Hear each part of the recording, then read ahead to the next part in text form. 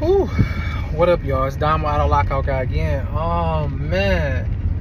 When I tell you that car gave me trouble, but I figured it out, though.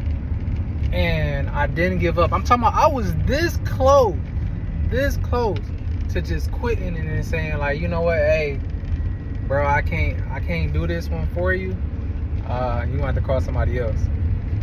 But my last resort, I tried a different chip transponder ID, and that did the job. This whole time I had 4D63, I needed 4D60 generic, and I was like, wow. As soon as I did that, I'm talking about the key program literally in like 5 seconds.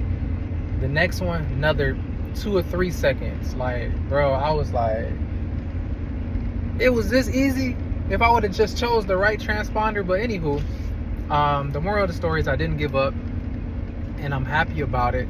Was able to gain some money, obviously, in the process. It took me a little bit longer, but customer was happy, and he just like, hey, I'm glad I can get back into my vehicle and drive it again. So that's it. Stay tuned to some more content, y'all.